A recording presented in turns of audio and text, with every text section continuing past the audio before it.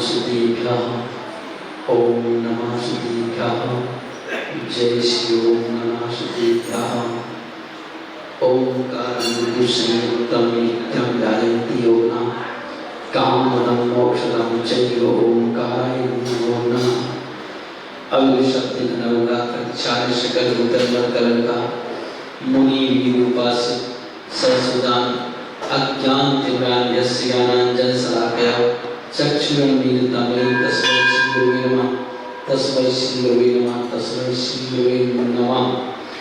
देवादिदेव खजरास्य आदिनाथ भगवान की, देवादिदेव महावीर भगवान की, देवादिदेव खजरास्य मूलनायक चंद्रप्रभु भगवान की, 24 तीर्थंकर भगवान की, अनंत अनुसुत परमेश्वरी भगवान की, आचार्य गुरुवर श्री अभिनंदन सागर जी महाराज की, 3 कमलों पर विराजों की,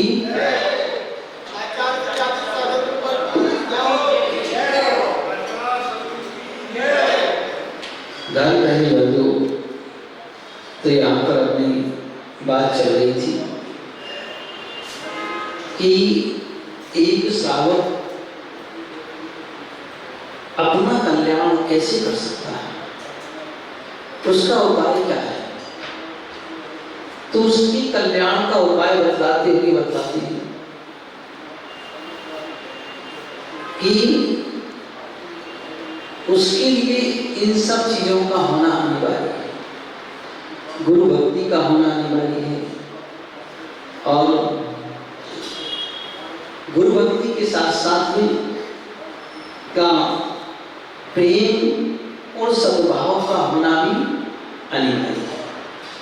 और इन सबसे अच्छी बात है कि सबसे पहले हमारी सद्बुद्धि का होना अनिवार्य है।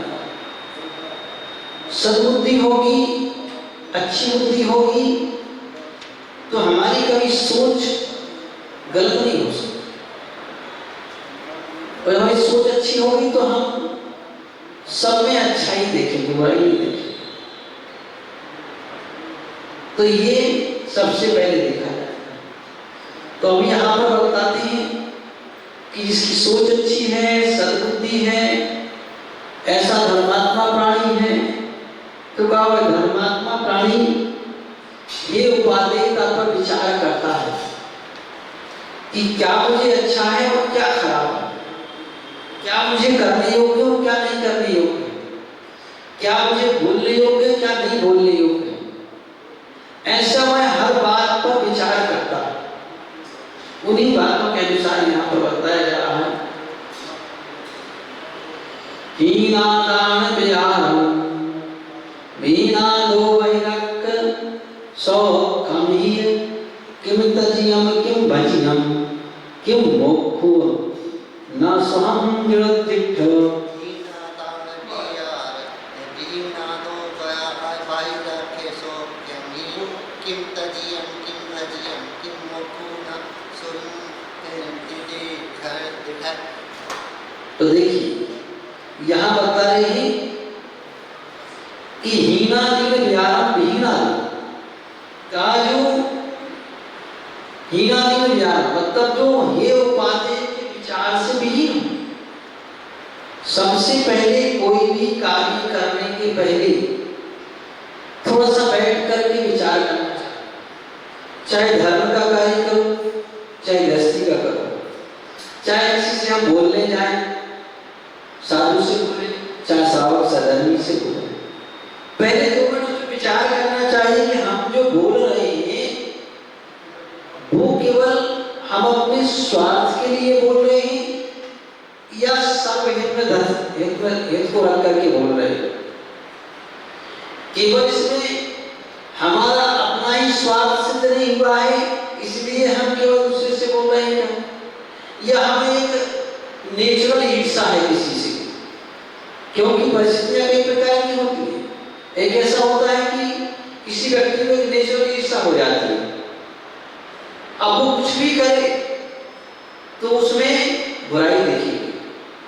जैसे जो कार्य आज पार्टियों में होता है, सत्ता में बैठी पार्टी कुछ भी करे, अपोजिट पार्टी को चिल्लाना है, इसको कहते हैं मूर्खता। पहले ये देखो कि तुम सब मिलकर के देश के हित में कार्य करने के लिए बैठे हो, तो क्या वो वास्तव में देश के हित में कार्य कर रहा है? भले वह कोई पार्टी का है, लेकिन देश हित में कर रहा है तो आदमी सही है। भले अपोजिट में है तो कोई बात नहीं, देश हित में कर रहा है तो हम उसका विरोध नहीं करेंगे, हम उसकी अनुमोदना करेंगे, कार्य करना अच्छा किया। ऐसे धर्म के कार्य में सोचो कि भले हमारी उससे बनती नहीं है, लेकिन वह कार्य कैसा कर रहा है? अच्छा कार्य कर रहा है तो अच्छी बात है, अच्छा कर रहा है तो अच्छी बात है। अब उसमें ये तो नहीं है कि हमारा पर्सनल व्यक्तिगत स्वार्थ इससे सिद्ध नहीं हुआ है तो हम उसके विरोध में खड़े हो गए। ये अगर ऐसा कर रहे हैं तो कहा कि तुम जिन मार्ग में लगे नहीं हो, कामन कुगति के मार्ग पर है, इसके मार्ग पर कुगति के मार्ग पर। और अगर हमारा उससे शत्रुता भी है और अगर वह काम अच्छा कर रहा है तो भी हम कहते हैं भाई काम तो अच्छा कर रहा है, ठीक है, नहीं कोई हमारा पर्सनल मैटर है, तो हमारा पर्सनल मैटर है, इसमें कोई बड़ी बात नहीं, लेकिन आदमी अच्छा है, काम अच्छा है, ये बात अलग है ना। तो इस प्रकार का इन सब बातों पर विचार करना चाहिए। कौन करता है? बुद्धिमान व्यक्ति हर चीज पर विचार करता है, फिर विचार करके बोलता है। कई बार अधिकांश ऐसे ही होता है कि जहां कहीं हमारा व्यक्तिगत स्वार्थ सिद्ध नहीं हुआ, अब हमें ये पता नहीं कि वो हमारा स्वार्थ हमारे लिए था, हमारा सही था या गलत था, इस बात का भी हमें, क्योंकि जब व्यक्ति अपने लिए स्वार्थ में रहता है तो जानता है कि खुद सब सही है, हमारा काम तो सब सही है, गलत दूसरा कर रहा है, सामने वाला कर रहा है। आदमी ये सोच ही सकता है, नहीं ऐसा नहीं, गलत कहीं हो सकता है, कहीं गलत अपन भी हो सकता है ना। तो अगर अपन गलत हैं तो फिर अपन को विचार करना चाहिए हम स्वयं गलत हैं, फिर हम दूसरे से कैसे कहें? तो इस तरह का देव उपाधि का विचार अगर जो विहीन है वह कभी धर्मात्मा नहीं हो सकता है, क्योंकि ये पहली लब्धि का लक्षण कहाँ है? क्षणोपलब्धि का लक्षण कहाँ है? कि अगर तुम्हें हे उपादेयता का विचार नहीं है, अच्छे बुरे का ज्ञान नहीं है, कौन क्या कर रहा है, कैसा कर रहा है, तो फिर इसको अपने अच्छे बुरे का ज्ञान नहीं है तो फिर तो बेकार हो जाएगा। एक दृष्टांत पढ़ा हुआ था एक सामान्य पुस्तक में, एक छोटा सा देश यूनान, वहां का एक राजा था, वो पड़ोसी देश के उसके ऊपर शत्रुता रखता था, विरोध रखता था, तो हमेशा सावधान रहता था कि ऐसा ना हो, हर समय संकेत रहता था कि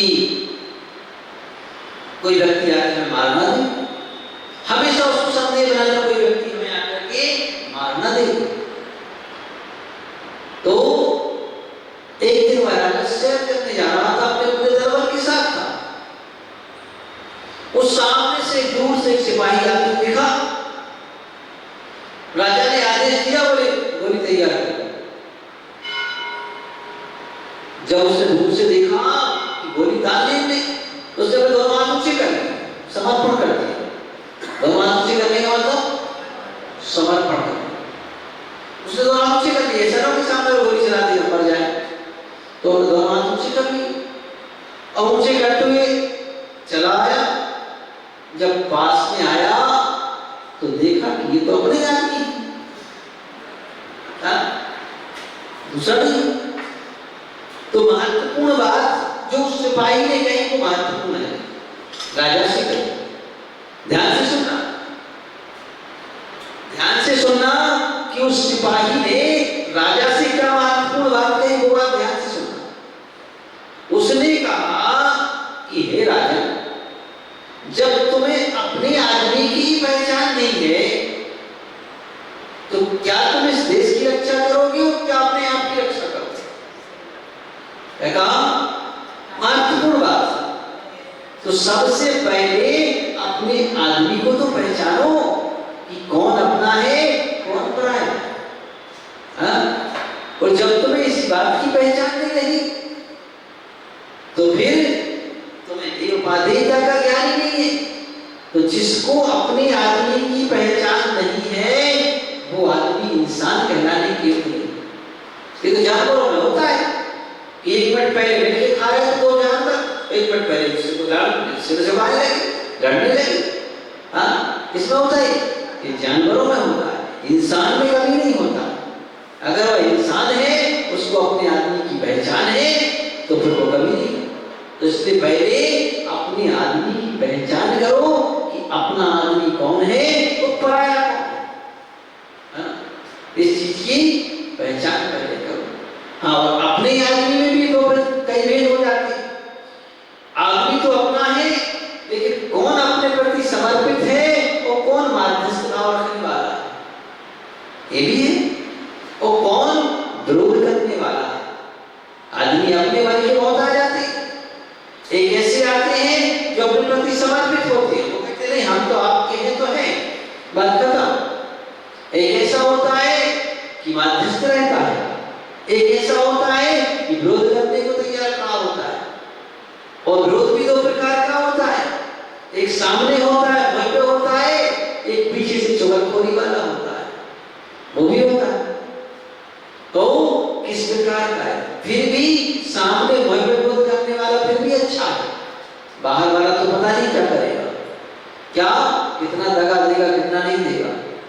तो ये भी चीज अनिवार्य है। तो इस तरह का हम जब सब प्रकार की परिस्थितियों को देख लेते, जान लेते, और जान करके ये उपादेयता के विचार होना हमारे अंदर जरूरी है। अगर इन सब विचारों से हम विहीन हैं, दूर हैं, तो फिर जान लेना कि हम कभी धर्म के मार्ग पर नहीं लग सकते हैं। तो इस तरह का बाहिर है, बाहिर मुखम सौखम कवय। इस तरह से जो यह उपादेयता के विचार से शून्य है, अब वह विचार करता है कि इन पंचेंद्रियों के विषयों में लग करके क्या मुझे सुख मिलता? नहीं। देखिए, अब यहाँ एक उपादेयता के विचार में पहले हम दूर की फील्ड तैयार करते हैं, ताकि दूर की कि पहले हम बाहर के आदमी को परखते हैं कि वो क्या है और हम क्या है, ये दूर की फील्ड तैयार करते हैं। फिर दूर की फील्ड के बाद अंदर की फील्ड तैयार करते हैं।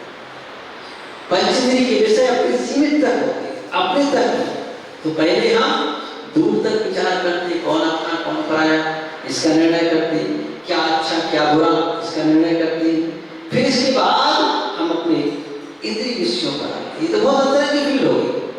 तो आज हम उस दूर की फील्ड को तो छोड़ देते, उस पर तुम्हारा विचार ही नहीं जाता और हम केवल पास तक ही अपना है सोचे लग जाते हैं। तो कहने पहले हमारी दृष्टि दूर की, कि हम विधिवत तरीके से अपना कार्य कर पाते हैं या नहीं, ये पहले हमें ज्ञान है। और हित में क्या है, हित में क्या है, ये भी विचार हो हमारे, तब कहीं जाकर के हम फिर इन पंचेंद्रिय विषयों को जान करके, और जब हम दोनों चीजें जान लेते हैं तो फिर हम अच्छे को ग्रहण करते, बुरे को छोड़ देते, है ना। बिन जाने थे कैसी तजिए कहेंगे, है ना। जब तक हमें किसी चीज का ज्ञान नहीं होगा तो हम अच्छी चीज को ग्रहण कैसे करेंगे और बुरी चीज को छोड़ेंगे कैसे, कभी ये संभव नहीं हो सकता। तो हमें अच्छी चीज ग्रहण करना है, बुरी चीज का परित्याग करना, छोड़ना। तो ये सब चीजें हमारी अनिवार्य हो जाती हैं। तो इस तरह हम इन दोनों कार्यों को करते थे, अपने में परिवर्तन लाने की इच्छा पर क्यों तज मोह ना हो जरूरत। तो कहा है कि जिस व्यक्ति को इतना समझ नहीं है तो वह कभी मोक्ष सुख को प्राप्त नहीं कर सकता है।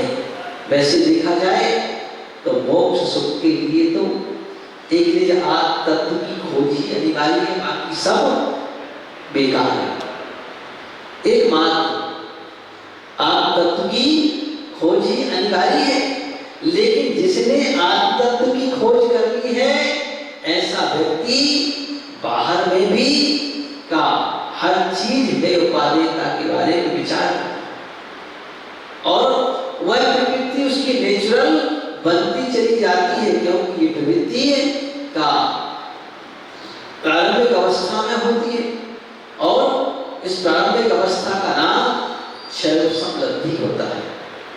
क्या होता है? क्षयोपशम लब्धि होता है। तो उस क्षयोपशम लब्धि के द्वारा हम ये जान लेते हैं कि हमें क्या ग्रहण करने और क्या छोड़ने। तो इन सब चीजों को जान करके का व्यक्ति उन सब कार्यों को करता है। तो कर्म निर्मूल करने का हम यहाँ पर बतलाते हैं कि जिस उद्देश्य से हम हे उपादेयता का विचार करते हैं, किस उद्देश्य से करते हैं? कर्मों का नाश। क्या हो? कर्मों का नाश। इस संसार से हमें मुक्ति मिल जाए, इस उद्देश्य से हम सब कार्य करते हैं। तो उस कर्मों के नाश करने के उद्देश्य से जब कार्य करते हैं, निर्मूल करने की तो है, कर्मों के निर्मूल करने का कारण बताते हैं। काय कलेशो वासम दुर्धर्तम यरण कारणम जानम तमनीय शुद्ध स्वरूपम परिपूर्णम चेतिकम मूलम। काय कलेशो वासम दुर्धर्तम तप यरण कारणम जानम तम जिन शुद्ध स्वरूपम परिपूर्णम चेतिकम मूलम। तो देखिए यहाँ बताते हैं काय क्लेश उपासना, है ना? का काय क्लेश मतलब विभिन्न प्रकार के आसनों से बैठना। काय क्लेश का मतलब काय को कष्ट देना। एक एक आसन से बैठते हैं तो काय सुख से को कष्ट होता है विभिन्न प्रकार से। तो ऐसी ऐसी विभिन्न प्रकार की आसनें लगाकर जिनसे शरीर को कष्ट होता है, तो काय क्लेश। उपवासन विभिन्न प्रकार के उपवास करना, काय क्लेश के अंदर उपवास भी आता है कि उपवास शरीर को भूख लगी है, वेदना है, भोजन करना है, फिर छोड़ दिया, नहीं खाना। तो ये काय क्लेश उपासम, विभिन्न प्रकार का उपवास काय क्लेश उपासम, है ना? और दुर्धर तप यरणम का दुर्धर मतलब बड़ा कठिन कठिन तप करना। कठिन कठिन तप क्या है? ठंड के दिनों में ठंडे स्थान में बैठ जाना, गर्मी में गर्म स्थान में बैठना, बरसात में वृक्षमूल के नीचे बैठना, है ना?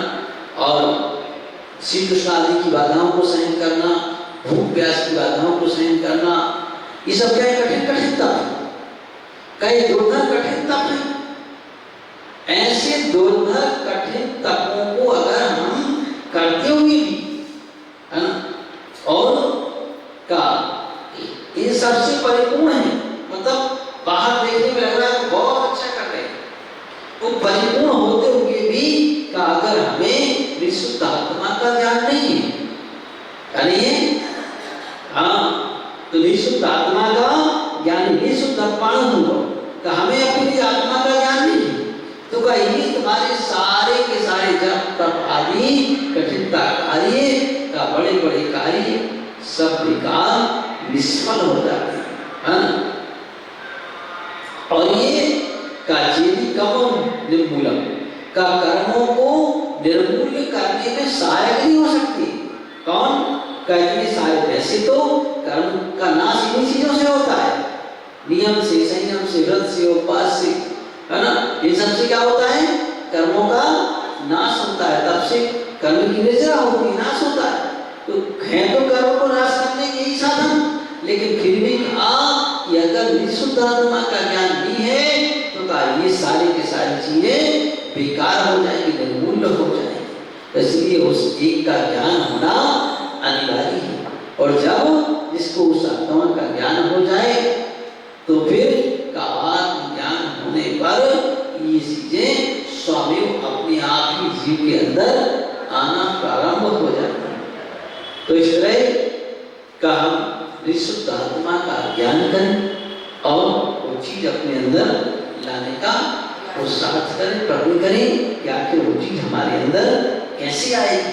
और जो व्यक्ति निज आत्मा के तत्व का ज्ञान हो जाए वो कभी दूसरे पर आरोप नहीं लगाता। वो कहता है तुम्हारा क्या, जो कुछ भी हमारा, हमारे अपने कर्म का योग है, इसलिए परिस्थिति ऐसी बन गई ना, वो कहीं क्यों बन, है ना? तो इस तरह इनको जानते हैं। तो इस तरह इन परिस्थितियों को जानते हुए हम उस आत्मा के ज्ञान को पाने का पुरुषार्थ करें। देखिए दयासार ग्रंथ है और ये बहुत ही अच्छा ग्रंथ है, सामान्य ग्रंथ नहीं है। इसमें जितनी अच्छे तरीके से एक बात बताई गई है, अभी से आधा भी नहीं पाए, आधे से कम हुआ है। तो जितने अच्छे तरीके से इसमें बताई गई इतने अन्यत्र तुम्हें नहीं मिल पाएगी, अन्यत्र जान पाना बहुत कठिन होता है। तो इस तरह का हम इसको जितना सुन सकें, पढ़ सकें और उसमें से जितना ग्रहण कर सकें उतना अच्छी बात है। और ये देवादी देवी 1008 महावीर भगवान की